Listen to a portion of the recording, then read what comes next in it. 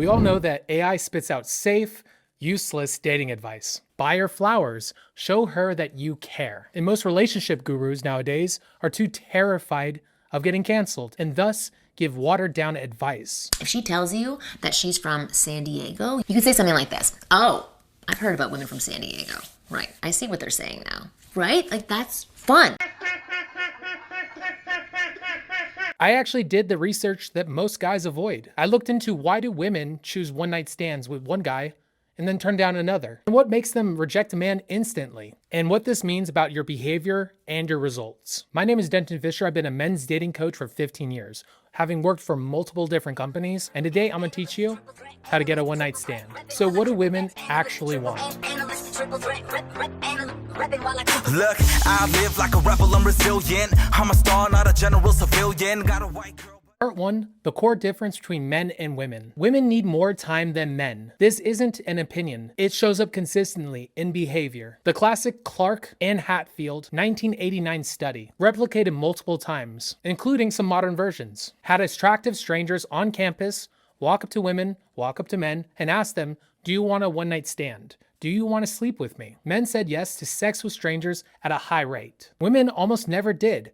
It was at a near 0% every time the study was taken. Even when controlling for sociosexuality, how open someone is to casual sex, the gap remains. Why? Evolutionary reasons. Men could have sex with many women and get a lot of women pregnant, whereas women only have one egg, only have one womb, can only have one kid at a time. So when a girl makes the decision to sleep with a man, it is high risk, high stakes. So women naturally need more time to figure out if they do want to sleep with the guy. So upon approaching a girl, do not expect her to say yes immediately. She's going to need time to warm into it, to warm into the idea that you are actually a high value man, that you're somebody worthy of sleeping with. Add real world risks to the equation. Physicality, the fear of something happening. You are a lot bigger than her. You're a lot stronger. You are a man. Reputation damage. Women are judged a lot more heavily on having sex with somebody of the opposite sex. Men oftentimes see sex as a release from stress, where women can't have sex if they are stressed. Women, on the other hand, see stress as an off switch for arousal. Bottom line, sexual desire is the baseline. Sexual desire is the motivation. For women, arousal builds over time, unlike men, where men get turned on immediately. Part number 2, the approach.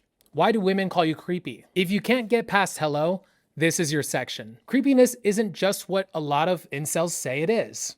It has nothing to do with your looks. The key 2016 paper on the nature of creepiness by Mick Andrew, and I cannot pronounce the last name, I'm not going to try, has 1,300 plus participants rating behavior traits and hobbies, found that creepiness has 2 factors, ambiguity and potential threat. Humans evolved to pick up on these subtle cues, and women are king of picking this up. Humans have evolved to find uncertain outcomes and avoid them. And if you're somebody who isn't socially adept, who isn't emoting properly, who doesn't move and speak like a confident guy, who maybe has hidden intent when he approaches a girl, or is trying to pretend to be something that he isn't, you're going to give off creepy energy. She's not going to be able to predict your next actions. And when somebody can't predict your next actions, you give off the creepy energy. You are showing her this version, but you're thinking this on the backside. You're trying to figure out, how do I sleep with her? Knowing nothing about her. Bad hygiene, being overweight. These are cues that you don't have things figured out. And the less things you have figured out, the less things that you've hustled for or worked for, you're going to be somebody that is more likely to be a dangerous individual versus somebody who's in a sharp suit, tie, cleans their beard, takes care of the fashion, takes care of themselves. That's generally speaking an individual who's less likely to be creepy. You're less likely to be a threat. Here's some specific triggers that set off the creepiness. Socially uncalibrated pauses or facial expressions. Again, going out consistently for a long period of time will fix this. Turning the conversation sexual too early. Again, you don't know her yet. For a woman, she has to get to know you first before she decides she wants to sleep with you. You already want to jump the gun. You already want sex. It's going to throw her off and it's going to make her feel like you're creepy. Too much or too little eye contact. Oftentimes when I work with clients, they are having the issue of too little eye contact, so I push that very heavily. But there is such a thing as too much eye contact. You can hold it to a certain extent where it's going to make a girl feel uneasy. Talking about disgusting or disturbing topics. What is the formula behind these signals? You have an inappropriate need for outcome, and you're going to manipulate somebody to get it. And that energy is coming through. The self is always coming through. Women are very good at picking up on subtleties in conversations, and something is going to come across off if you are one of these kind of people. The definition of flirting is playful intent, not just intent, playful intent. You can flirt with somebody you're not even attracted to. Faking confidence short-term rarely works. Work long-term until you become that individual who is free of outcome, who enjoys conversations, who enjoys flirting for the fun of it. And if you can do that, you'll get a lot more one-night stands. Part number 3, the conversation. Arousal is attached to relaxation. If a girl is stressed, as we said before, it's going to be a lot harder for her to get aroused. So how do you make sure that she is relaxed? If you're somebody who yourself is very anxious, stressed when it comes to approaching a beautiful girl, she is by proxy going to feel the same way. Look up, in case you're curious, mirror neurons. Look up emotional state transference. Whatever you feel, the person you're talking to is going to feel. And the person that has the stronger feelings is going to solidify that as the frame. If I feel happy, you're more likely to feel happy. If I'm angry, you're more likely to be angry. And if I'm relaxed, if I'm extremely relaxed as I would be at home by myself in my pajamas, as I am out talking to a beautiful girl, she is going to herself be relaxed. And if that isn't enough for you, humor. Humor is the social lubrication of every conversation. If you're somebody that can laugh, that can be playful, that can joke, that can tease, you will bring down her stress. You will make her feel more of a level of trust. A lighthearted, nothing is overly serious type of conversation. Instead of trying to put a lot of pressure on her, trying to force her, trying to force something to happen, trying to make her like you, as opposed to just letting it happen. Not every girl has to like you. Part number 4, what actually makes her decide to have a one-night stand? Qualitative interviews from this study right here reveal 2 big shared reasons women frame their O.N.S positively. Thrill, sexual freedom, excitement, or the unfamiliar. And lastly, ego boost. Feeling desirable, especially from a higher status or respected guy. Are you high status? Are you somebody that moves and speaks like a confident guy? Are you somebody that holds a room? Are you somebody that is actually worthy of respect? Because if the girl respects you, she's going to be attracted. Women are also attracted to people who are confident and bold, masculine traits. There's like somebody who can take action, decisive action, and get it done. It's why women don't like you humming and hawing about what are we going to eat for dinner?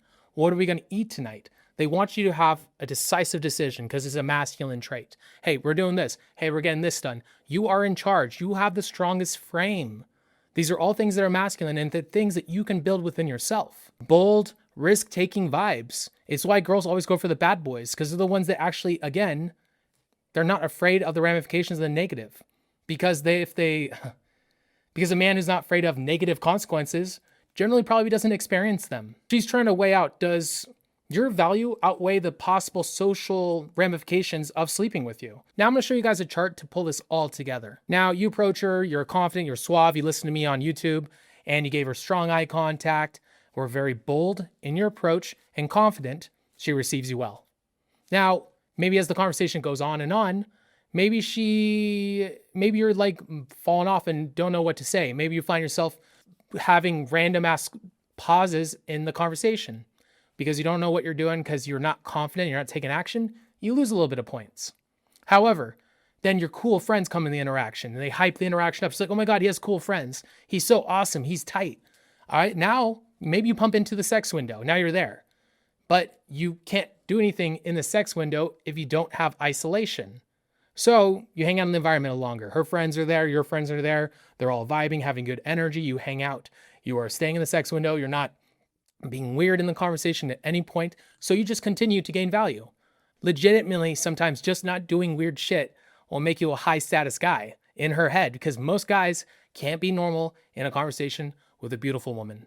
Now, by the end of the night, as it goes on, you end up going into bed with her. You stayed all night, she had her fun, and now you're the last dick standing, she takes you home. Women don't get turned on like men. They need more time. Just because you might be her physical attractiveness or whatever, doesn't matter. Women don't care that much about the physical. They care a lot more about the empathic, the emotional. What energy are you giving off? Do you come across like a high status guy? Like a man that believes in himself? Do you come across like a relaxed, chill guy who has a sense of humor? Or are you somebody who's stiff? Somebody who's anxious? Are you somebody who's afraid to hold eye contact with her or afraid to express his own opinions? Now, if you're in the second camp, One night stands will come a lot easier. Now, if you're in the other camp, the camp that most men are in, good luck trying to get it. All right, guys, I hope you enjoyed the video. If you have any questions, leave them in the comment section below. And if you like the video, make sure to like it and subscribe. And with that being said, peace. Look, I live like a rebel, I'm resilient. I'm a star, not a general civilian. Got a white girl, but her ass a Brazilian. Not a rich chick, but her swag worth $1 billion. Got skills that'll shine through the nighttime. Cause they say I spit it doper than a white line. Write rhymes, living in my lab like I'm Einstein. Thinking with my left brain, cause I'm out my right mind. Girls tell me I'm an ass, I'm a bit rude. If that's